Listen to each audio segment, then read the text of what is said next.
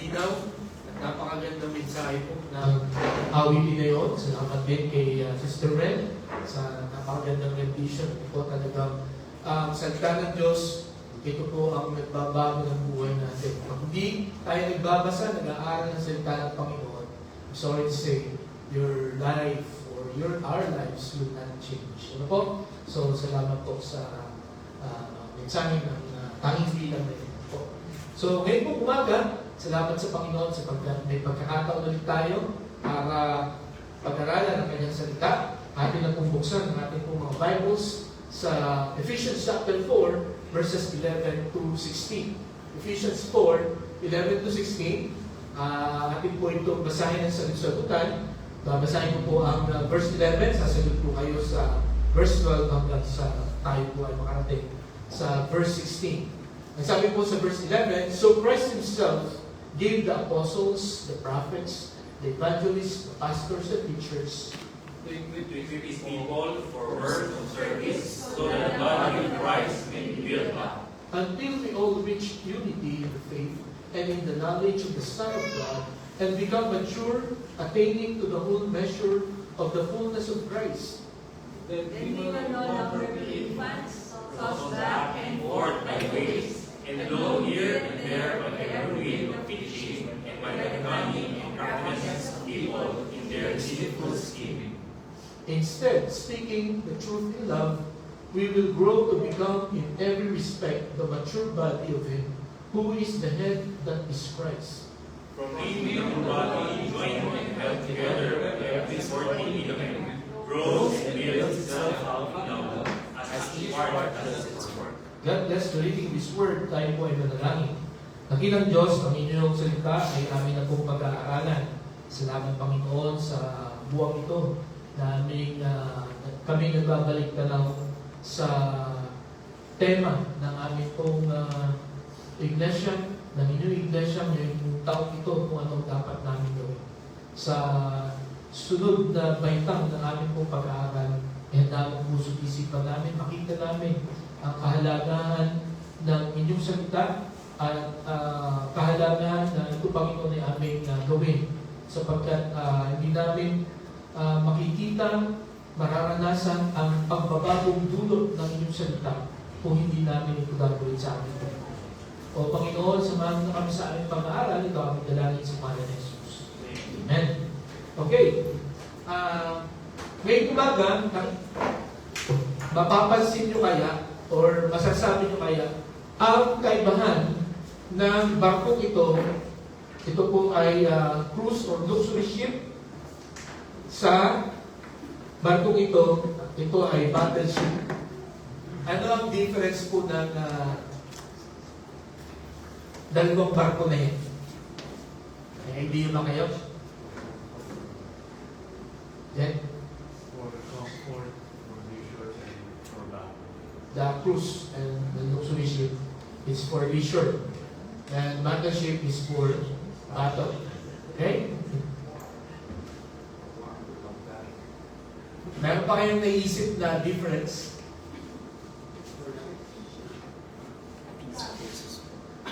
Na? For peace yung isa for war. Okay, for peace itong ano? Anong for peace? For peace. No, para sa kapayapaan ng ating sarili. No, itong cruise. Ito namang battleship, ito ay para sa labanan o gera. Meron pa kung kayong naisip na difference ng dalawang barkong ito? Sige, David. Battleship has guns. Has gods. Okay? Samantala ang cruise ships ay meron din pero hindi obvious pang yan, pang self-defense lang. Okay, so I'm sure marami pa kayong naiisip, pero isa sa mga difference ng dalawang ito, ang cruise or luxury ship, ay ang mga staff, lahat ng gumagawa ng trabaho, lahat ng mga staff, nag-prepare ng food, nagbibigay ng entertainment, di ba? Samantalang yung mga passengers, magbabayad lang sila ng fee, At sila ay naka-CTPT. They are there, nga sabi ni Nainay, to have peace. Peace of mind and peace of heart. To relax.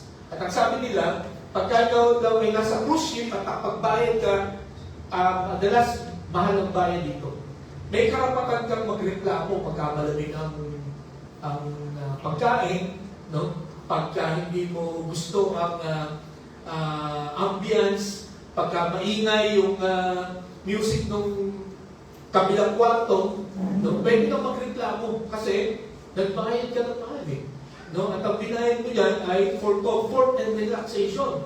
So pagka nai-stress ka, no? Dito sa cruise ship na ito, may karapatan kang magreklamo. Samantalang itong battleship, no? Walang passengers sa battleship. Lahat ng cruise ay may responsibilidad na ginagawa. Okay? Merong in charge sa radar, no, sa coordinates, merong in charge sa pagkain, merong tagalinis ng kanilang mga kwarto, no? Wala akong makikita dyan na nakahiga lang, no? Sapagkat, ang sabi nung isang observant, pagka may nakita ka daw dito sa battleship, no, na pahiga-higa lang, no, ay hindi matutuloy ang laban. No? Kasi, mayroong isa o ilan na hindi gumaganap ng kanilang trabaho. Okay? So, yun po ang difference. Dito sa battleship, lahat involved. No? At saka, they are going to war. Samantalang itong cruise ship, kumbaga, 20% ng tao dito ang nagtatrabaho, yung 80% they are there to relax. Diba? Alam niyo po ba mga kapatid, nakakalungkot, no? Na for the past few decades, ang mga churches natin ay parang luxury ship. Ma-attend tayo, no? Or ang ina-attend natin mga churches ay yung comfortable, diba? Ang ina-attend natin mga churches ay yung nai-entertain tayo, diba? Ang mga ina-attend natin church ay 20% lang ng mga staff ang nagtatrabaho. The rest, they are all spectators. No? They want entertainment. At pagka di ba sa isa sa part ng ating pong panalbahan ay giving, no? May mga churches na pagka yung isang tao ang laki ng kanyang binibigay, no? Siya yung number one na nagre-reklamo pagka hindi maganda yung service, no? Or pagka hindi maganda yung program, no? Or baka hindi maganda yung ayos ng simbahan, no? Yung mga, sabi nga nung isang teacher ko, no? Yung mga mayayaman sa mga churches, yun lagi ang maraming reklamo, no? Sa kanila yun, no? Hindi palagi ko sa ating hindi sa satellite, eh, wala namang gano'n, no? Pero mga kapatid, yun nga po, gano'n ang naging trend ngayon. No? Do you agree with me? No? Gano'n ang trend ngayon ng mga churches. Kailangan convenient. No? Kailangan maganda ang mga upuan, magandang sounds. No? Maganda ang praise and worship. No? Okay ang preach. Pero pagka very uncomfortable, no, ay naghahanap tayo ng iba. Mga kapatid, hindi ganyan ang tinayo ng Panginoon Kristo na simbahan. Hindi luxury. Ang tinayo ng Panginoon kung bakit mayroong church, no, sa mundo ito, is for us to be always in battle. At bakit? Ano yung gera na ating susunod? Kung inyong makikita, Matthew chapter 16, verse 18, ang sabi ng Panginoon, upon this rock I will build my church, and the gates of hell shall not prevail against it. No? Anong ibig sabihin? Ano ang may gate doon? Yung hell. No? At pagka ikaw naglalagay ka ng gate sa bahay mo, ibig sabihin, dinidepensahan mo yung bahay mo sa mga magnanakaw o mga susugod sa iyo. So for defense, ang hell ang defense sa church. So ang ibig sabihin, ang church, we are tayong susugod. At sa mundo ito, ng mga kapatid, marami ang hawak ng diablo ng mga tao. Yung mga tao na hindi pa nakakakilala sa Panginoon, Yung mga tao na hindi pa sumusuko ang kanilang buhay sa Panginoon, hawak ng diablo. At ang function natin, mga kapatid, ng church, we have to go there, no? We have to seek them and rescue them. Di ba? That's our function. At syempre, hindi yung ibibigay agad ng kalaban sa atin. Hindi yung, interesado ka ba dito? O sige, sa'yo na. No. Ano? Talagang gagawa ang kalaban, no, ang diablo at ang kanyang mga alipores para mahadlangan ang kanyang pagbabalik sa Panginoon. Experience nyo ba yun? No? Nung bago nyo sinubo ang buhay ninyo sa Panginoon, ang dami nating mga alibis. Di ba? Ay, may lakad ako, pastor, o kaya, kuya, may lakad ako ngayon. No? May pupuntahan ako kahit wala. Di ba? One time, nag-share ako ng gospel. No? Sabi ko, sir, pwede ko pong i-share ito sa inyo. Sige, ano ba yan? No? Pwede ko po bang share ito sa inyong salita ng Diyos for 30 minutes? Sabi niya, bigla siya nagkaroon ng appointment. Sabi, ay, teka, may lakad pala ako. No? May pupuntahan pala ako, sorry. So, ganun ang nangyayari. Alam niyo ba kung bakit ganun? Because Satan doesn't like us to listen to God's word. No? Sapagkat pag narinig natin ang salita ng Panginoon, katulad nga ng awit ni Sister Ben, it will change your life. Di ba? Change your life for the better. No? Magiging maayos ang buhay, magkakadireksyon ang buhay mo. Pero hindi pinapromise ng salita ng Panginoon, no, tandaan natin ito, ha, mga kapatid, hindi pinapromise ng salita ng Panginoon na pagka pinakinggan dito, pagka binago na ang buhay mo, gagaan ang lahat. Mawawala na yung mga problema mo. In fact, ito po sasabihin sa inyo, mas lalaki pa yung problema natin. Kasi, talagang gagawa ng magdo-double time si Satan para i-discourage talaga tayong lumapit sa Panginoon. Kung ano-ano mga problema ang darating sa atin. Pero, the difference is, this time, no, nung kasama mo na ang Panginoon, dahil tinanggap mo na ang Panginoon, may kasama ka na sa pagharap sa bahay. No? Sa lahat ng laban, lahat ng kabigatan sa buhay, kasama mo na ang Panginoon.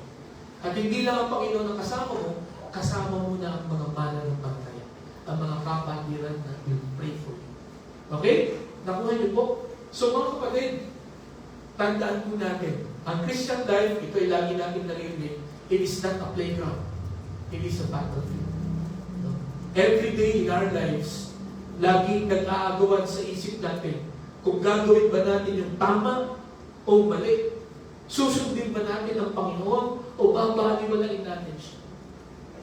Ngayon umaga mga kapatid, dawa ang maging desisyon natin ngayong buwan ng June, no, ay talagang sundin natin ang kalooban ng Panginoon kahit na maraming mga obstacles, maraming mga hindrances sa buhay po natin. We will still choose, no? And we will be steadfast in following the Lord. Okay? Inaalala natin ang ating pong theme ngayong taong ito, no? Build them in, bring them in, build them up, and send them out. Yan po ang gagawin natin ngayong pong 2026. At hindi lamang ngayong 2026, kundi habang hindi pa bumabalik ang Panginoon. No? Ang CGBC Satellite, ang CGBC Family, ito po ang gagawin natin. We will bring them in. We will bring the lost, no, sa Panginoon. And then we will build them up. And then we will send them out. And bakit we will send them out? Para sila rin ay makatulong natin to bring the lost in the Lord. Okay? Nakuha niyo po? Yun po ang cycle natin. So, ngayong buwan na to, gusto kong alalahanin natin itong annual theme natin. We need to reset our focus. At noong first Sunday, ang unang dapat natin gawin, we have to seek the lost. Hanapin natin yung mga naliligaw ng landas. No? Hanapin natin yung mga hindi pa nakakakilala sa Panginoon. At mga kapatid, marahil yung iba pang mga kakilala natin or yung mga hindi pa nakakilala sa Panginoon, ay marahil kakilala natin, malapit lang, no? Reachable lang. Di ba? Pwedeng magulang mo, pwedeng anak mo, no? Pwedeng mga kapatid mo, office mates, boss mo, kaklase, no? Reachable sila. Seek them, no? Share the word of God to them. And then lastly, we need to strengthen the learners. Alam niyo po, the moment a lost person go back to God, no? Pagka siya ay bumalik sa Panginoon, kailangan niyang matutunan ang kanyang salita. No?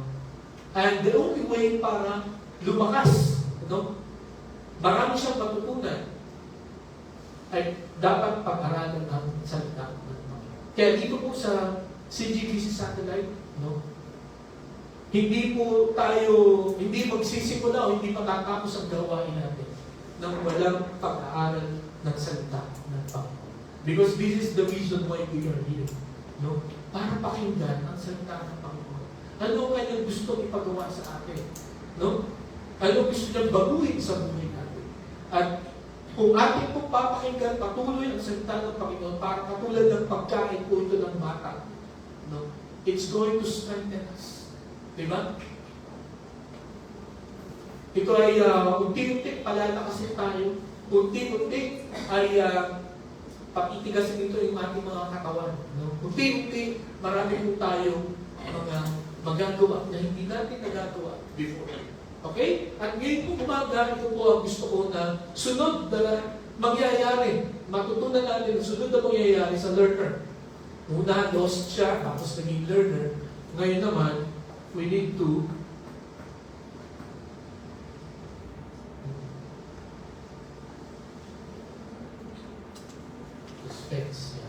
we need to sharpen the laborers. No?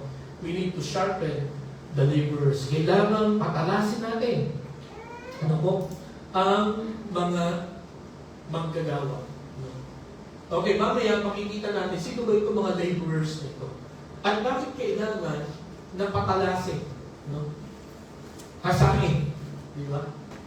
Okay. Sa inyo pang bahay, ganito lang gamit yung kutsilyo. Pag magluluto kayo ng gulay, ito ba ang kutsilyo nyo? Gagamitin nyo ba ito? Pero bakit kaya nagkaganito ang kutsilyo na ito? Palagay nyo, napabayaan siya. No? Hindi siya ginagamit. Di ba?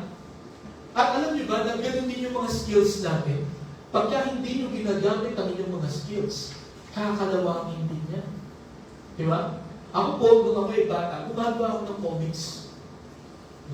At yun ang, nagulat ako nung gumagawa ako ng comics. Inarkila nung mga kaklase ko, siguro yung mga millennials ngayon hindi na yung comics. No? Pero yung mga kaedad ko, yung mga Gen X, tama ba? Alam yung mga comics na kailangan arkilahin yan. No? Magbabayad ka para makapagbasa ka ng comics. So gumagawa ko ng comics kung ano-ano mga nobela ang aking ginawa. At alas 9 Berneses, alas 7 pa lang, pumapasok na yung mga klase ko para makapagbasa ng aking mga nobela. Siguro nakalabing 5 comics ako. At pagdating ng alas 9, ang laki na ng pera ko. Kaya parang ang yaman ko pagka ako'y pumunta sa canteen. Ang dami kong nabibili ng food. Pero, nung ako ay grade 6 na, nag-start ako grade 3. Nung grade 6 ako, may nagnakaw ng mga comics ko. Nagulat ako, saan na kaya ito? At alam nyo simula nun, tinamad na ako ito. Ayoko ng mga. At alam nyo, sinusubukan ko ngayon, mag-join. Hindi na. Matigas na yung mga daliri ko. No? May mga muscles kasi dito sa mga daliri natin na kung ito ay lagi nating gagamitin for drawing, mani-develop yun. But the moment you stop using it, titigas na. Diba? Kakalawangin na. Katulad ng kutsilyo. Kaya anong dapat gawin? No? You need to sharpen this. Diba? Bakit? Una, you need to sharpen the laborers or this knife to renew the form. Diba? Para baguhin mo yung itsura niya. Kasi, pag nanghiram ako ng kutsilyo sa inyo, ito binigay niyo sa akin. Parang ikakamatay ko yung kalawang MBU. Di ba? Kailangan baguhin mo yung itsura. Mababago lang ang itsura ng kalawang kutsilyo if you will sharpen. Di ba? Next, hindi lamang to renew the form, but to remove the flaws. Di ba? So, tingnan niyo yung itsura nito. Pagka yan ay hinihasa nyo, yung mga kalawang niyan, yung mga amag niyan, ay matatanggal. Di ba? So, ganun din po tayo mga kapatid. No? Kung tayo ay kinalawang na, no? Kinalawang na yung utak natin, no? Dahil matagal na tayo hindi nag-aaral, kailangan mag-aaral ulit tayo, no? Para mag-transform ulit yung utak natin, no? Para matanggal, no? Yung mga bagay na kumbaga nagpakalawang, nagpapuro ng ating mga isipan. Okay? And then ang pangatlo, na dahilan bakit we need to sharpen, hindi lamang to renew the form, hindi lamang to remove the flaws, but to restore the function. Di ba? Pagka matalas na siya, yung kutsilyo, hindi mo i-display. Ano ko to? Ito mga kalawang nito ay patatalasin ko para pang-display. Hindi. No? Dahil hindi ang function ng mga kutsilyo. Ang function ng mga kutsilyo ay gagamitin mo siya pangkaya. Di ba? Para ma-restore yung kanyang function, you need to siya. At mga kapatid ngayong umaga, sana lahat tayo ay ma-realize natin that we are in a battleship. Sa church na ito, we are not in a cruise or in a luxury ship. Tayo po ay nilagay ng Panginoon dito to do something. At kung sa matagal na panahon, kayo ay mga spectators. No? Kung hanggang sa oras na ito, sa CGBC satellite or sa anumang church, tayo dumadalo ay, tayo ay spectator lang. No? At sinasabi natin, bahala na sila pastor dyan. Sino pastor na lang yan?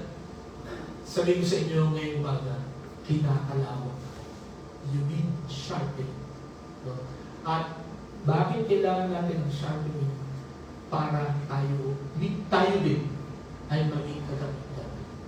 Okay? So, meron tatlong pagkilos na dapat kang gawin para muli kang tumalas, no? Or maging useful ka, no? Lalo na sa gawain ng Panginoon. Kung babalikan natin itong Ephesians chapter 4, no po? Simulan ito ni Apostol Pablo, hindi dahil sa may problema ang Ephesian church. Walang problema ang Ephesian church, no? Walang mga false teachings. No? In fact, kung babasahin niyo po ang chapter 1, makikita niyo dito yung commendation niya sa mga Ephesian believers na talagang very welcoming sila sa gospel, no? At talagang kanilang sinusunod ng salita ng Panginoon. Ito pong book of Ephesians, may 6 na chapters ito. No? At ito po ay, kung pag-aaralan nyo, pwede mong hatiin sa dalawa. No? Yung chapters 1 to 3, dinidiscuss po nito yung mga doktrina, the doctrines, no? Christian doctrines. Ano yung mga dapat mong matutunan, no? Ano yung mga dapat mong paniwalaan bilang Kristiyano. And then yung chapters 4 to 6, dinidiscuss naman dito, paano mo i-apply yung mga doktrina? No? Paano mo isasabuhay yun? Kasi minsan, marami tayong alam, di ba? Tungkol sa Bible. But sad to say, hindi natin ito i-apply sa buhay natin. Yan po ang mababasa natin, makikita natin sa book of Ephesians. No? At ito po, chapter 4, ito ang simula. No? Nasabi ni Pablo, dapat ganito ang inyong pamumuhay bilang mga tagasunod ng Panginoong Jesucristo. Dapat hasain ninyo. No? Dapat palakasin ninyo, patatagin ninyo ang inyong mga pananampalataya. Kaya mga kapatid, ang dahilan bakit tinuro ito ni Apostol Pablo, hindi para bigyan ng solusyon ang problema nila, kundi yung kanilang healthy Christian life ay manatiling healthy to sustain the health of their Christianity. At ngayon umaga mga kapatid, itong pag-aaral natin na ito, nawa, ito ay pagpalakas sa atin at magpatuloy-tuloy, no, na yung lakas natin. No, hindi ito maubos. hindi tayo maging nilas pugo. Okay? So, ano yung unang movement na dapat natin gawin to sharpen the laborers? By the way, yung laborer dito, no, ay tayo mga mananampalataya. Kumbaga, ito yung nasa third stage na. Okay? Ng building up. Ang first ay, yung last week, we need to strengthen the learners. Pagka ikaw ay marami ng alam, no? Marami ka ng natutunan, dapat makatulong ka na ngayon sa gawain. Okay? So, ang una, discover our shape. Nakita niyo na ba yung word na yan, or yung acronym na yan, na shape? No? Discover your shape. Ano shape? Sexy ka ba? Over, diba? So, tingnan natin, ano bang ibig sabihin ng shape na yan? Ang sabi dito sa Ephesians chapter 4, verses 11 to 12a, ang sabi dito, so Christ Himself gave the apostles, the prophets, the evangelists, the pastors and teachers, sabi sa verse 12, to equip His people for works of service. So mga kapatid, ganito, no?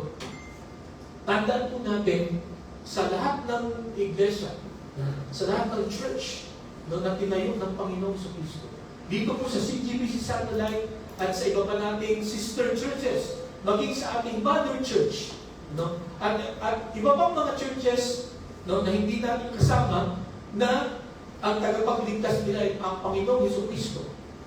Nagbigay ng Panginoon ng apostles, ng prophets, ng evangelists, ng pastors, and teachers. Anong purpose?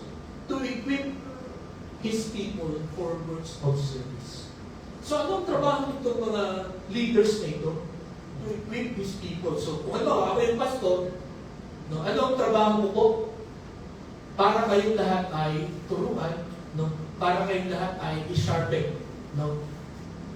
Yung salita pong word, yung salita pong equip dyan, to equip, ang literal meaning po pala niyan, no? Kung titignan natin sa Greek ay to repair, no?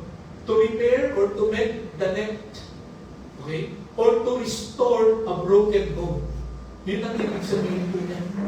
Ano yung ibig sabihin nung kung ano yung paano natin i-apply sa ating pong buhay? Ang ibig po sabihin niya, these pastors, these teachers, these evangelists will restore our lives, no? Will teach us, how to do the work in the ministry so that we will be able to function. Nakaya ba? Yung idea ko nung to equip dyan ay para tahiin yung mga net, no? Yung mga lambak para magamit mo sa pangingisda. Yung isang meaning niyan ay para ayusin mo yung buto na nabalik para magamit mo siya. So, tayo po lahat dito, we experience brokenness in our lives. Meron tayong brokenness. May kanya-kanya tayong sakit na dinadala. May kanya-kanya tayong sugat. Di ba? May kanya-kanya tayong mga pinagdadaanan. Meron tayong kanya-kanyang krus na binubuhat. When you go to church, mga kapatid, merong inassign ng Panginoon sa inyo to help you, to repair your broken hearts, your broken lives, so that you will be useful again. Okay? At sino ang mga inassign nila? Ito nga po. Although ngayon wala ng apostles, wala ng mga prophets, nung simulan ito, ni Apostol Pablo, meron pa mga apostles at meron pa mga prophets. No? Bakit wala na sila ngayon? Kasi ito pong apostles and prophets, ginamit po ito para maging authority nila sa pagtatayo ng church. At during that time, hindi pa kompleto ang Bible.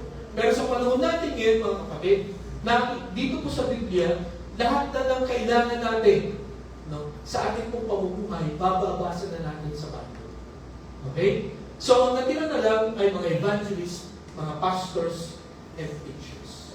So, ito po, sa mga dumaan sa baptismal class, isa sa mga karapatan ng mga members ay turuan sila ng kanilang pastor. Okay? Ng kanilang leader.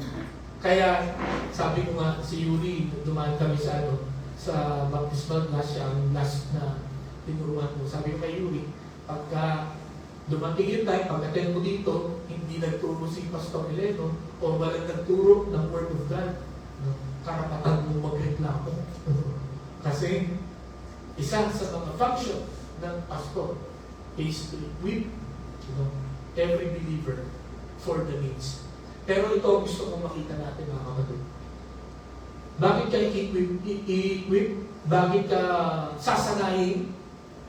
Para makatulong ka sa gawa. No? Para sa battleship, magkaroon ka ng responsibility. Hindi lamang yung captains, no? Hindi lamang yung mga opisyal na nagtatrabaho. Kundi lahat ng naandoon sa ship na yun ay kailangan trabaho. So, ngayong umaga, gusto ko makita natin. Tayo lahat ay may bahagi sa church na ito. At obserbahan niyo ito, mga kapatid. Obserbahan niyo ito. Pag dami ng involved sa ministry, pagbilis ng paglanggol. Pero pagka isa lang yung nagtatrabaho o kaya ay tumutulog sa tawag ng Panginoon, yun ang pinakapabagal sa paglanggol. At hindi lamang yan sa church, ma-observe. Kahit sa trabaho. Di ba? Kahit na nga lang yun sa, sa group project, napansin nyo sa mga estudyante dito, pag group project, pag isa lang nagtatrabaho, yung group mates mo ay pa-relax lang, di ba? Mababurn out yung leader. No? At matapos man nila, galit na galit yung leader, hindi siya masaya. Pero kung lahat tayo ay nagtatrabaho, masaya tayo. At marami tayo nagagawa. So, ang una na dapat natin gawin, let us discover our shape. Ano ba yung shape na ito? Based on this verse. Ang sabi dito sa Genesis chapter 1, verses 26 to 28. Okay? Basahin na po natin. Ready? Begin. Then God said, let us make mankind in our likeness, so that they may rule over the fish in the sea, and the birds in the sky, over the livestock, and all the wild animals, and over all the creatures that move along the ground. So God created mankind in His own image. In the image of God, He created them. Male and female, He created them. God blessed them and said to them, be fruitful and increase in number, fill the earth and subdue it. Rule over the fish in the sea, and the birds in the sky, and over every living creature that moves on the ground. Mga kapatid, sa paglikha pa lang ng Panginoon, kalooban niya na tayong lahat ay may gagawin. Okay? Never na nakita natin dito na create ng Panginoon para mamasyal lamang sa Garden of Eden ang mga tao. Kaya nag-create ang Panginoon ng mankind. No? According to God's image, ano sabi niya? So that they may rule over the fish or over all the creation. And then, sabi pa din sa verse 28, ano ang utos niya? Pagkalikha sa male and female, be fruitful. No? Maging mabunga kayo. No? Increase in number, fill the earth, subdue it, rule over the fish in the sea, the birds in the sky, and every living creature that moves on the ground. So, kalooban ng Diyos, na tayo magtrabaho. Bago pa magkasala si Adan at si Eva. No? Tandaan po ninyo ito. No? Akala ng marami mga tao, kung hindi sana nagkasala si Adan at si Eva, ay hindi tayo sana hindi nagtatrabaho. Hindi po, mali yun. No? Kalooban ng Diyos na tayo magtrabaho. But the difference, bago nagkasala ang mga tao, si Adam and Eve, nung sila ay hindi pa nagkakasala, hindi sila napapagod, at enjoy sila na magtrabaho. Bakit nung nagkasala sila? Sinumpasin. Pinahirapan sila ng tao. Because of sin. Kaya nahihirapan po tayo sa pagtrabaho natin, kailangan talagang umagos ang ating mga pawis. No? Dugo at pawis because of sin. Because of their disobedience. Because of our disobedience. Pero ito, gusto kong makita natin, ang Panginoon, kalooban niya sa ating lahat na magtrabaho. Hindi pwede yung pahiga-higa lang. No? O hindi pwedeng asa lang tayo. At dito makita natin, in-specify ng Panginoon kung ano yung trabaho. Hindi sinabi ng Panginoon kay Adam and Eve na, okay, magtrabaho kayo, pero bahala na kayo kung ano gusto nyo trabahuin. Hindi niya sinabi yun. Sabi niya, you have to rule. You have to be fruitful. Diba? You have to increase. You have to fill the earth. May specific job. At ngayong umaga mga kapatid, ito po ang gusto kong pakita natin. All of us has a specific job na gagawin sa church. Okay? Hindi ko kayang gawin yung pinapagawa sa inyo ng Panginoon at hindi nyo rin kayang gawin yung pinapagawa sa akin. May kanya-kanya tayo na role. Kumbaga sa katawan, no? Hindi kayang gawin ng kamay yung nagagawa ng tenga. Di ba? Nasubukan niyo ba yun? Ang ipakinig ninyo ay yung tenga, yung kamay. No, papakinggan ka ng kamay ko. O kaya ang pinakuha mo yung tenga mo. Hindi pwede yun, di ba? May kanya-kanya tayong function. At hindi tayo pwedeng mag-agawan. May specific work tayo, responsibility. And the moment you stop functioning, di ba? Halimbawa, nag-protesta ko kamay ko. Protesta ako. Ano ako ngayon? Day off. Ano mangyayari ngayon sa atin? At mamaya may makikita tayo pagka mahilig tayo magpahinga. Kung ano ang mangyayari. So, ano itong ibig sabihin ng shape? Ang shape ay, una, spiritual gifts. Anong ibig sabihin ng spiritual gifts? Basahin niya man natin, ready? Begin. The supernatural empowerments given by the Holy Spirit for the ministry. Ang spiritual gifts ay ito. Matatanggap po itong kakayahan na ito. Hindi, yung gifts, hindi ang Tagalog dito ay regalo, kundi kakayahan. No? Spiritual gifts. Matatanggap po ito pag tinanggap po si Jesus bilang sarili mong tagapagligtas, may ibibigay sa iyo ang Panginoon na kakayahan na hindi mo siya nagagawa dati bago mo siya makilala. Katulad ko po mga kapatid, kung nakilala niyo po ako nung 10 to 11 years old ako, hindi niyo mapapatayo dito. No? Kumbaga ay kahit na parusahan mo ako ng malala, huwag mo lang akong patayuin sa unahan. No? Dahil hindi ko kayang magsalita. At hindi ko nga kayang pumunta sa harap, lalo kayo magsalita. Di ba? Pero alam niyo, nung tinanggap ko ang Panginoon bilang sariling tagapagligtas, meron siyang binigay sa akin yung kakayahan na magtuturo. No? Magsalita sa unahan. Hindi ko madali na yung tumayo ka dito na yung dire-diretso yung flow ng ng sinasabi mo at saka may sense yung sinasabi mo. Hindi po madali yun. No? Lalo na kung ikaw ay dati hindi nagsasalita ng ganito. Di ba? Later on, sa mga susunod na buwan, pag-aaralan natin, in fact, doon sa mga regular dito, pag-aaralan natin yung spiritual gifts natin, di ba? Na-check na natin kung ano yung mga spiritual gifts natin, naalala nyo ko ba? Okay? So, mga kapatid, ayon po sa mga Bible scholars, mayroong 19 spiritual gifts na pinagkakaloob ang Panginoon, ang banal na Espiritu, sa bawat isa na tumanggap sa Kanya. Kaya ngayong umaga, kung tinanggap mo si Jesus bilang sariling tagapagligtas, may ibinigay sa iyo na spiritual gifts. No? At ang sabi ng Biblia, no, ang bawat isa ay nakatanda. Hindi lang pare-pareho. Merong 5, merong 1 lang. Pero ang sigurado, lahat ay meron tayo kakayahan na pinagkaloob ang Panginoon at dahil nung tumanggap tayo sa Panginoon bilang sariling tagapagligtas. So, ano yung mga spiritual gifts natin? Next ay heart. Puso. Ano ibig sabihin yan?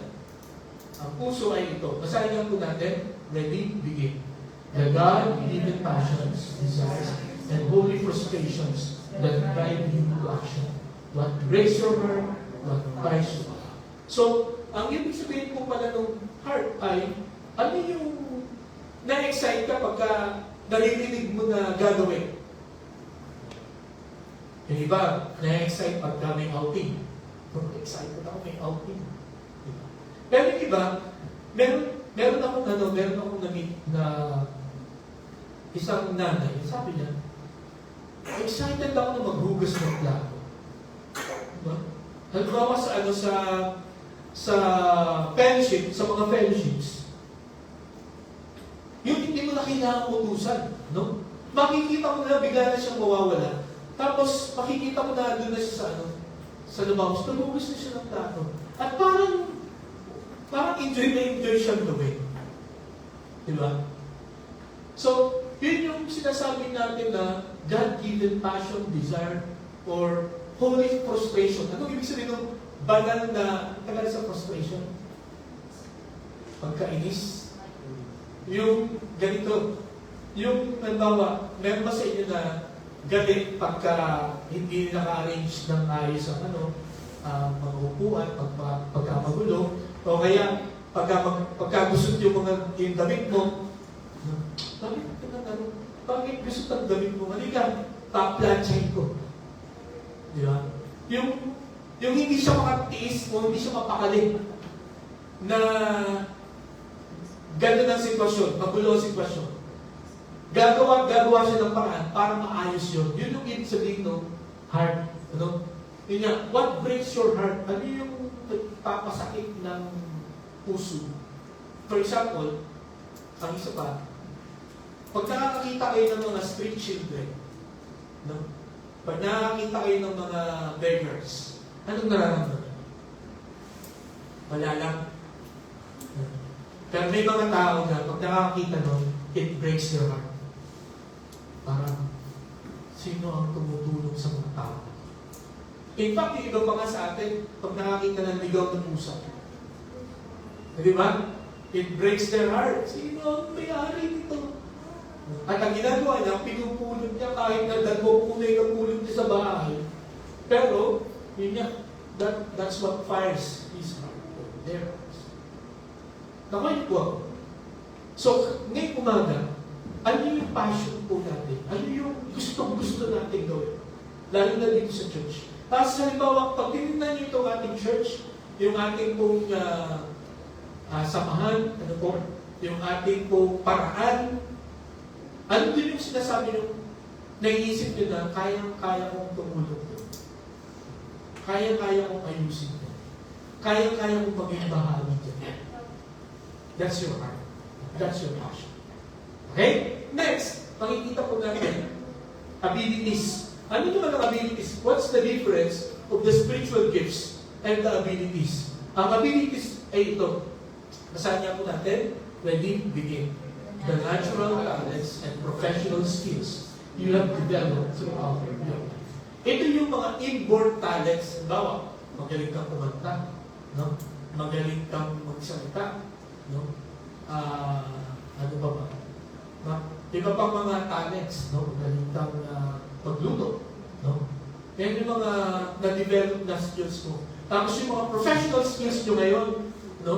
Accountant, engineer, ano? Yan yung mga professional na skills na na-develop natin all throughout our lives. So, paano natin ito magagamit sa ating paglilingkod sa Panginoon? Itong mga abilities natin. Di ba? So, yan po ang tingnan natin. Ano yung inyong mga natural inborn skills and talents? Ang sunod ay personality. O ano yung inyong ugali? Okay? Sabi dito, your unique emotional wiring and way of relating to the world. Ikaw ba ay introvert? Ikaw ba ay extrovert? Analytical ka ba? Or creative ka?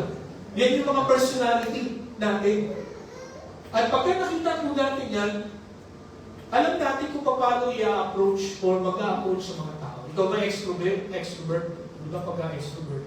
Ito yung gusto niya lagi may kausap. No? Yung introvert naman, gusto niya lagi walang kausap. Gusto lagi mag-isa lang. No? Ikaw ba ay analytical? No? Ina-analyze mo muna bago ka mag-yes. Okay? Or creative ka ba? So, ano ang iyong personality? And then, ang panghuli, ano yung iyong experience? Ano ibig sabihin nito? Basahin niya po natin. Ready? Begin. The triumphs, and the testimonies of your past that God uses to comfort and teach others. So, ano ba yung mga karanasan natin? karanasan natin sa pag-ibig, no? Karanasan natin sa pagbabayad ng utang, no? Karanasan natin sa pag-aaral, no? Karanasan natin sa pag-aasawa, karanasan natin sa pag-aalaga ng bata, pagpapalaki ng anak. Yun yung mga experiences. No? Ano yung meron tayo? Kaya mga kapatid ngayong umaga, ito po ang ibinigay sa atin ng Panginoon. Binigyan tayo ng Panginoon ng shape. Di ba? At pagka hindi po natin ginamit itong shape na ito, nakakalawa. Kaya tanong po ngayon po nga umaga, how's your shape? Musta ang inyong sa Tagalog hugis? No? Are you in shape? Or are you out of shape? Dito natin ma-appreciate ang Panginoon na hindi ka lang basta parang kabutin na pinatubo sa mundong ito. Meron siyang specific na dahilan bakit kanya nilikha. Meron din siyang inibigay na mga bagay sa buhay para magamit mo sa paglilingkod sa Panginoon. He gave you shape. No? Kaya ano ba yung iyong shape ngayon po? Bagay. Magandang pag-isip-isipan natin. Sapagkat kung tinanggap si Jesus bilang sarili ng tagapagligtas, meron ka nito. At itong mga bagay na ito ay magagamit sa church. Hindi lamang pastor ang meron yan, hindi lamang mga church leaders ang meron siya. Bawat isa sa atin ay meron siya. Okay? You need to discover your shape. Next, hindi lamang you need to discover your shape, but the second movement is you need to defeat spiritual atrophy. Ano yung atrophy na yan? No? Sa mga may medical backgrounds dito, alam nyo itong ibig sabihin ng atrophy. Pero sa atin, hindi alam itong atrophy. Ito po ang ibig sabihin niya. Ito po ay medical term. No? Ang ibig sabihin ng atrophy sa Greek, ito po ay atropia. Yung A, ang ibig sabihin ay without.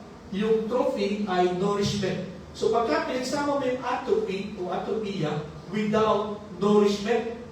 Pero, sa paggamit natin today, ang ibig sabihin ng atrophy ay, of course, when muscle tissue wastes away due to a lack of use. Okay? Yung mga muscles mo, liliit siya pag hindi mo ginagamit. At yan po ay na-experience ko na. No? Nung na-ACL po ako, nung na-operahan ako sa tuhod, so kailangan i-brace itong tuhod ko na 3 months. Imagine naka-brace ito. Saksi dito si Brother Toby. Nung bago pa i-brace ang aking paa, hirap na hirap buhatin yung paa ko nung kasamahan ko. Kasi ang bigat ng paa ko. Kasi talagang nakita niyo naman yung aking legs talagang maselan niya. Inborn. Na naman ako sa nanay ko. Malaki yung aking kang parang si Manny Pacquiao. No? Ang bigat na bigat sila sa legs ko pagka hindi stretch nila. No? Lalo na yung mga therapists. Pero yung after 1 month. After 1 month na naka-brace siya. Ano na lang siya? Ganito na lang yung buhat doon sa legs ko. No? Dahil ang gaan na. No? Pumupis na yung muscles niya. No? At hirap na akong maglakad. At alam nyo, ang katawan daw ng tao ay ganun. Very efficient siya sa pag-distribute ng nutrients sa buong katawan. Pagka na-detect ng katawan natin na yung isang bahagi ng katawan mo ay hindi mo ginagamit, hindi niya susuplayan ng nutrients. So yung pa ako, nung napansin ang katawan ko na hindi ko ginagamit, naka-brace lang, hindi na yan sinuplayan ng nutrients. Kaya, lumiit yung muscle. So, ano ang ibig sabihin ng spiritual atrophy? Basahin niya po natin. Ready? Begin. Of course, when we don't exercise the faith, our gifts, and don't involve ourselves in it. Mga kapatid, kakalabakin tayo, liliit ang muscles natin. Magiging useless po tayo. Kung hindi natin i-exercise ang ating pananampalataya. kung hindi natin pangahawakan ang pangako ng Panginoon sa atin. Doon po natin ma-exercise ang ating faith. No? Ang sabi sa Malakay chapter 3, verse 10, ang sabi ng Panginoon, prove me. No? Ibigay niyo yung 10% niyo. No? And prove me. No? Kung di ko buksan ang durumawan ng langit. And I will pour out so much blessing. Yun ay isa sa mga hamon ng Panginoon. Di ba? And many times, dito tayo nag-struggle sa pag-manage ng ating pong mga pera. Di ba? Alam na lang po natin na tinuturo sa Bible ang pagbibigay ay paraan ng pagsamba. At pagka tayo nagkaloob sa Panginoon, no, hindi tayo malulugi, hindi tayo mawawalan. No? In fact, mas maraming blessing pa ang darating sa akin. Di ba? Ang tingin ng maraming mga tao, no? Kaya may offering sa church, nasabi nila, oh, business kasi yan eh. Di ba? Hindi po. Ito ay paraan ng pagsama ang pagbibigay. Di ba? So, dito mga kapatid, if we will not exercise our faith, or sometimes, tapat lang tayo sa Panginoon pagka maganda yung nangyayari. Di ba? Pag may answered prayers, no? Pagka may mga blessings na natanggap tayo, magtatapat ako sa Panginoon. What if may mga problems na? What if meron na tayong mga pangangailangan? Are we still faithful? No. Pinangahawakan pa rin ba natin yung mga pangako ng Panginoon? Kasi doon talaga tayo susubukan ng Panginoon. Pagka dumana tayo sa mga rough roads ng buhay natin, susubukan niya kung kakapit ka pa rin sa Panginoon or bibitaw ka na. Kakapit ka na sa iba. At pagka nangyari yun, magkakaroon po tayo ng spiritual atrophy.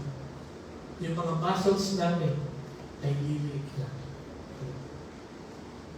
Pagka hindi doon natin ginagamit yung ating mga gifts, pag hindi tayo nag-iimbog sa gawain ng Panginoon, may experience mo. Okay? So, let us defeat the spiritual atrophy. Paano natin matatalo ito?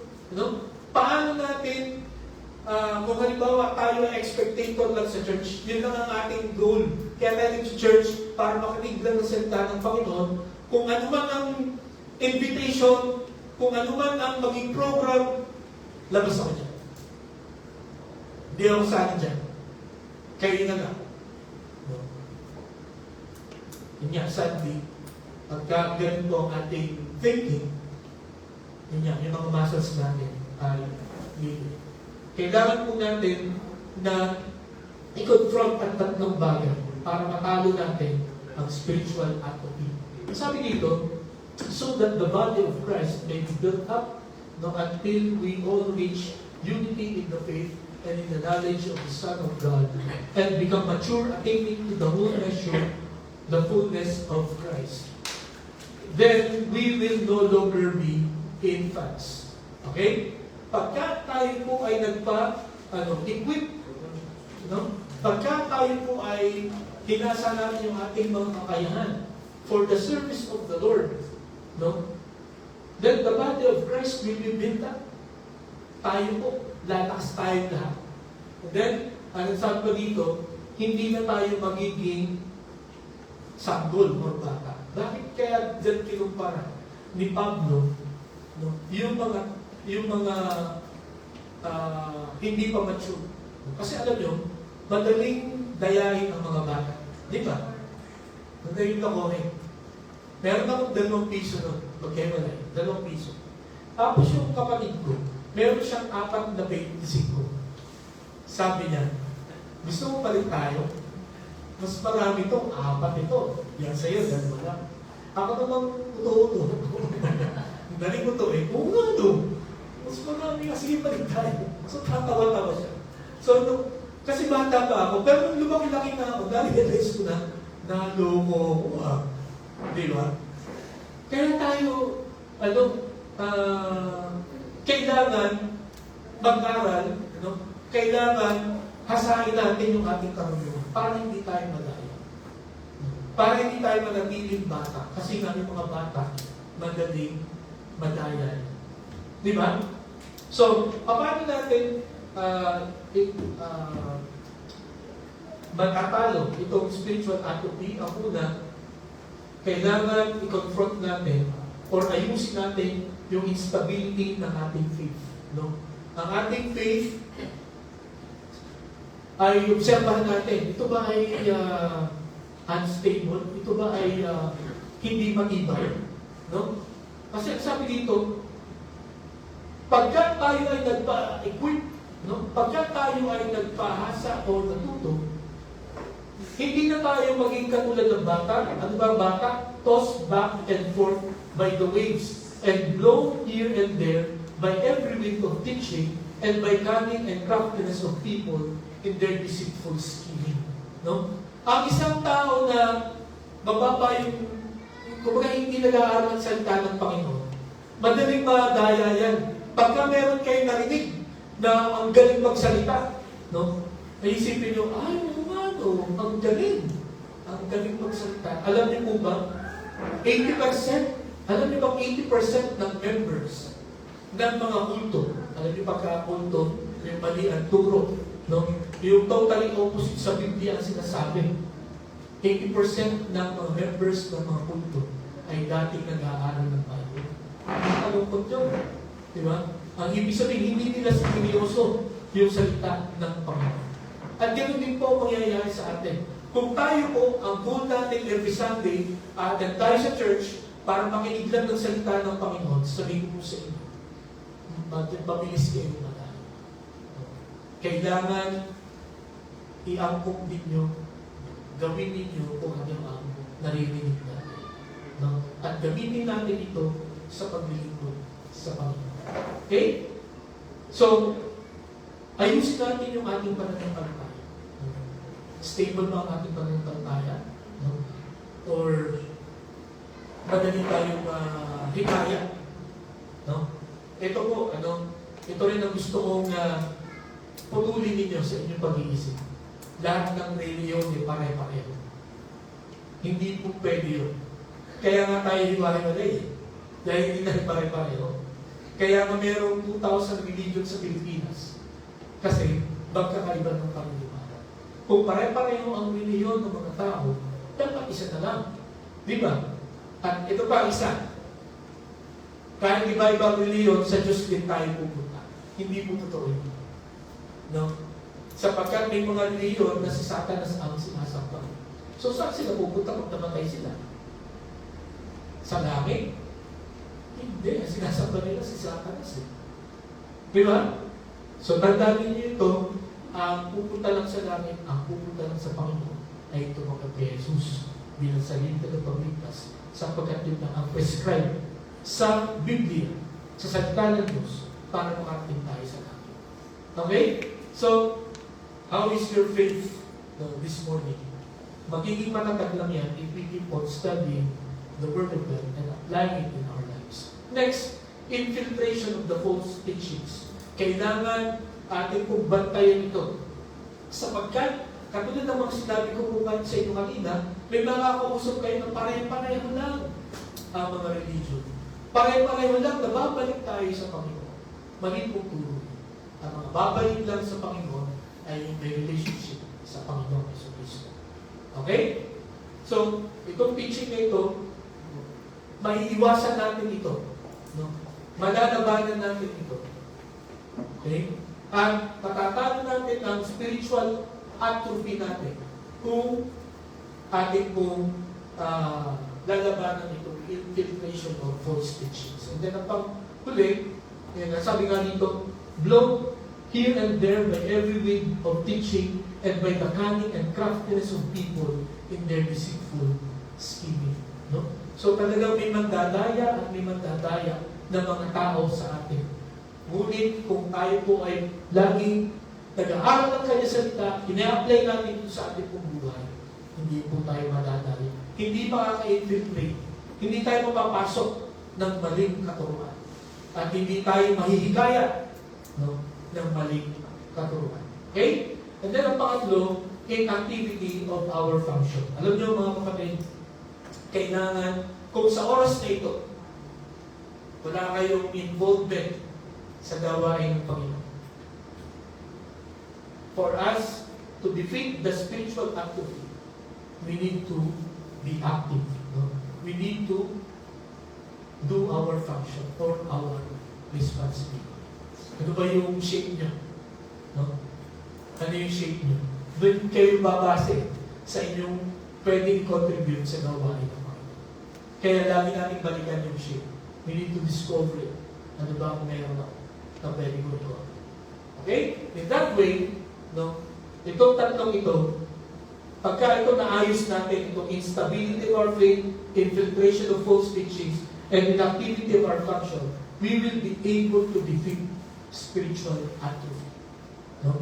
O yung pagliit ng muscles natin, no, ay ating po mapapagtagumpayan. Okay? And then, ang panghuli po, mga kapatid, and then, sabi nga dito, we will no longer be infants, tossed back and forth, and by the waves, and blown here and there by every wind. No? Pagka tayo po ay nag-grow na, nag-mature na, hindi na tayo mga bata, hindi na malilipit natin ang spiritual atrophy. Ang panghuli na movement or pagkilos na dapat natin gawin to sharpen the labors or kung gusto natin makatulong sa gawain ng Panginoon, we need to una, discover our shape, defeat spiritual atrophy, and then we need to display our spiritual gifts. Kailangan natin ipakita, no, yung ating po mga kakayahan na pinagkaloob ng Panginoon sa atin. Ito po. Sabi diyan, instead speaking the truth in love, we will grow to become in every respect the mature body of Him who is the head, that is Christ. Then from Him, the whole body joined and held together by every supporting ligament grows and builds itself up in love as each part does its work. So, paano natin may di-display yung ating spiritual gift? Meron pong dalawang paraan para may display natin ito. Una, we need to speak the truth in love. Okay? Meron pong isang nagsabi, when you speak only the truth without love, that is harshness. Diba? Pagka sinabi mo yung katotohanan ng walang pag-ibig, anong Tagalog sa harshness? Magaspang, ano ba? Nakakasakit siya. Diba? At kung, ito naman, kung ikaw ay nagmamahal ng walang katotohanan, ang sabi nito, ito daw ay compromise. Nakikipag-compromise. Ay ibig sabihin, kahit mali na, no? Basta, mahal mo, yun ang katuruan ng mundo eh. Diba? Merong isang kanta, you light up my life. Alam mo alamin ng basa ating dito. Ang sabi doon, sa lyrics, it can't be wrong if it feels so right. Okay? You light up my life. So, ang ibig sabihin doon, basta na masarap ang dating, maganda ang dating, no? Hindi yan mali. No, kahit against yan sa salita ng Panginoon. Pero mga kapatid, dapat pagsamahin natin sa ating pong pagsasalita, we need to speak the truth in love. Ngayong umaga, maaaring may kapatiran tayo na nag-struggle sa kanyang buhay, we can encourage him or we can encourage them na laban na, kapatid. No, I will pray for you. Meron siguro tayong kapatiran dito na sumusuway sa utos ng Panginoon. We can gently correct them. Diba? Pag alam natin na yung buhay niya parang saluhat na sa sinasabi ng Panginoon. We can gently correct them. And then, sa mga bata dito, we can teach a child. No? At pag ginagawa daw natin ito, no, when we encourage, when we gently correct, no, or correct, when we teach a child, that is speaking the truth in love. Okay? Yun daw ay pagsasalita ng katotohanan na may pag-ibig. Kaya ito, tandaan niyo po ito.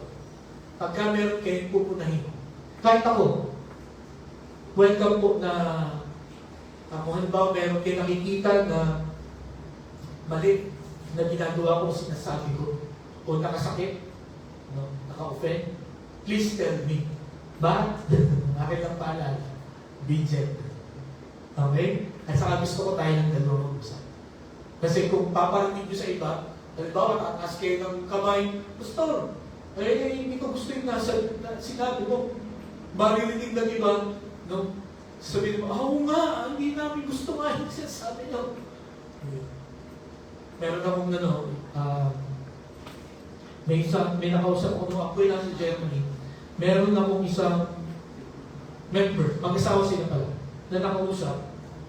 Sabi niya sa akin, Pastor, ikaw na yung mag-pastor sa amin. Sabi ko, bakit naman sinabi yan? Kasi hindi na ako nag-bless sa pastor namin. Tapos nag-meeting kami ng pastor na yun. Nag-meeting kami. No, 5 kami. So, nag-usap kami, tinanong niya yung mag-asawa, doon sa pastor, ano ang plano niya pastor sa church? Ganito. Nung hindi nila maintindihan yung plano ng pastor, bigla ka naman sinabi, Pastor, kaya pa namin kinausap, kasi hindi na kami nabibless sa'yo. Parang gano'n. That's so harsh. Kung nakakahiya yun sa pastor, kasi narinig ko at narinig mo. Again, as I've said, kung meron tayong, kahit hindi lang sa pastor, kahit sa bawat sa atin, meron tayong hindi gusto. As much as possible, let's talk to them one-on-one. Kailangan natin i-correct. But please, correct gently. At one-on-one. Huwag niyong hayaan na marinig ng iba. Lalo na kung ikaw lang ang nasaktan. Okay? Para hindi yung iba na wala namang kalang-kalang, madama, i-chismis pa tayo. Di ba? Nakayo po ako. So, let us speak the truth in love. Diyan po natin may di-display ang ating po spiritual gifts. Okay? Next, ang pangulit, sabi dito, speak the truth in love, we will grow to become in every respect the mature body of Him who is the head, that is Christ. Pagka pala sinasabi natin yung katotohanan ng may pag-ibig, ang effect pala nun mag-grow tayo. Hindi ma-offend. No? Hindi aalis. Hindi lilipat. No? Kundi pagka may pag-ibig yung iyong sasabihin, mas lalo kayong mag-iinay. Mas lalo kayong mag-grow. Okay? Kaya pag-pray natin mga kapatid, every time na kakausapin tayo, let us speak the truth in love para mag-grow tayo. Then, ang sunod, hindi lang speak the truth in love, support every member.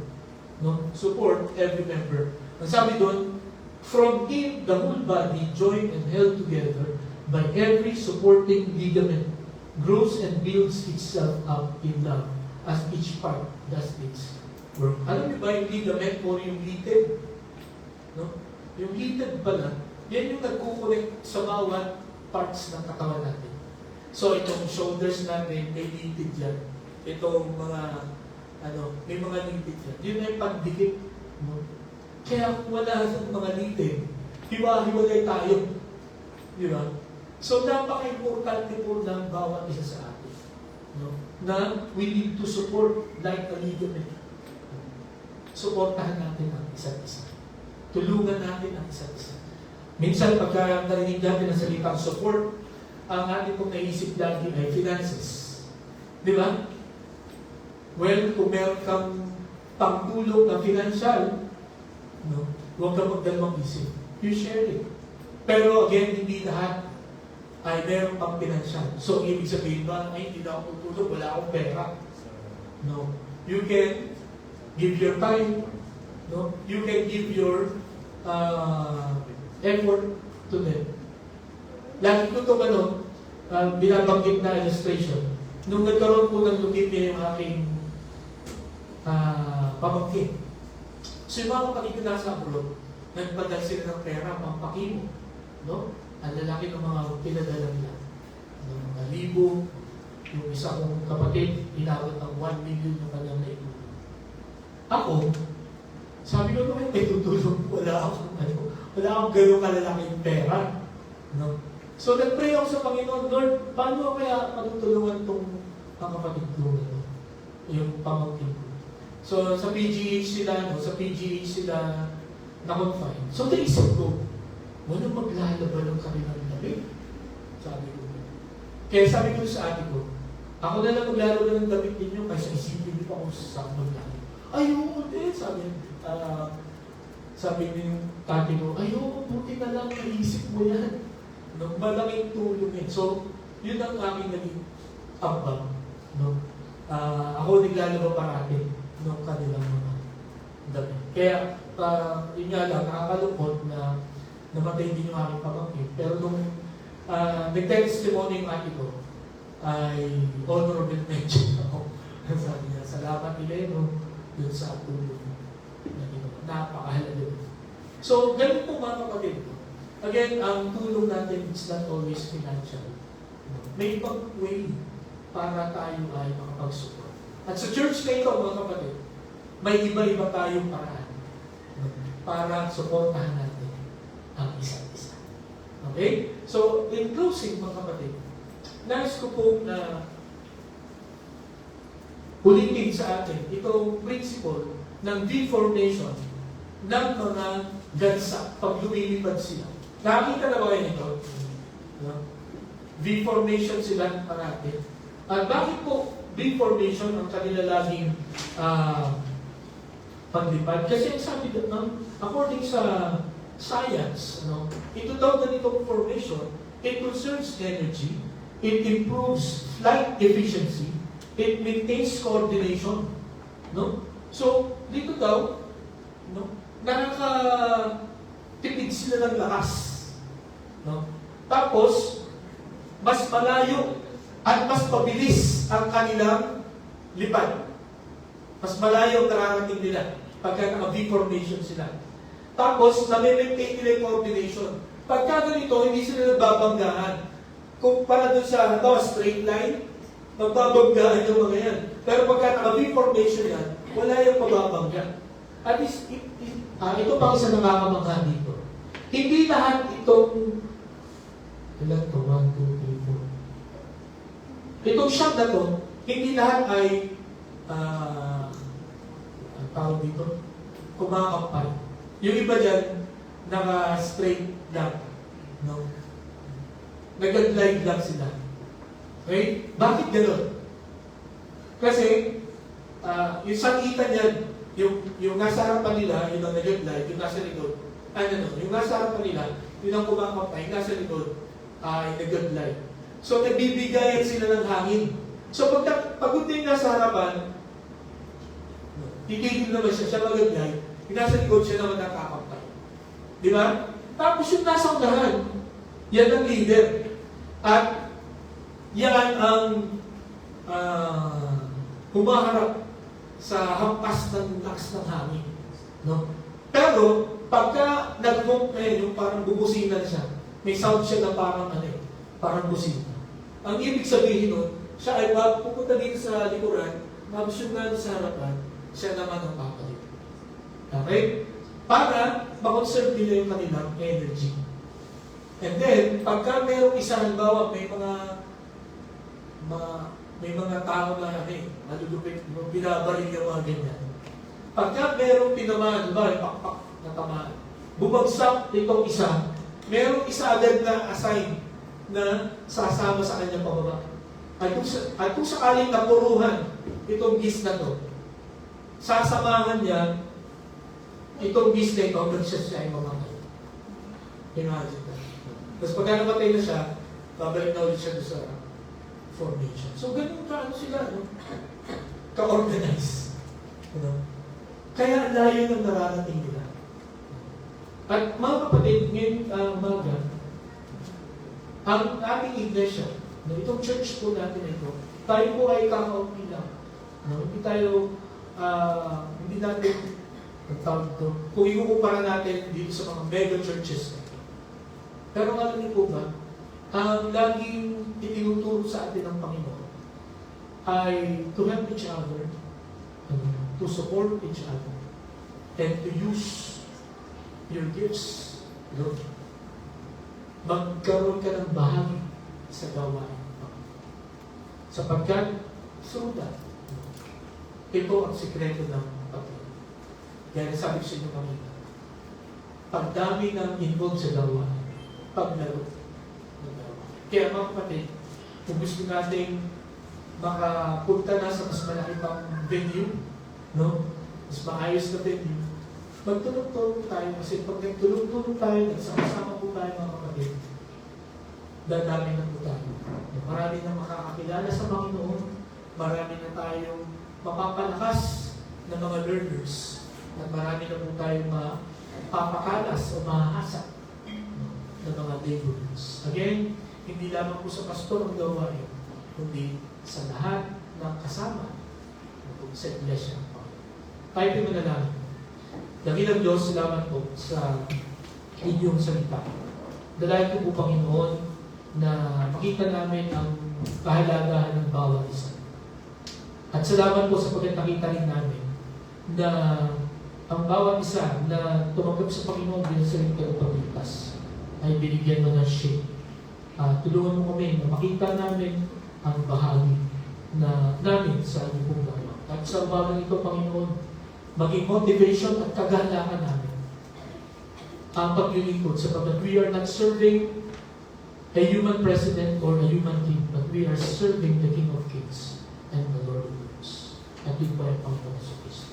Salamat po, Panginoon, ito ang dalangin sa pangalan ni Jesus. Amen.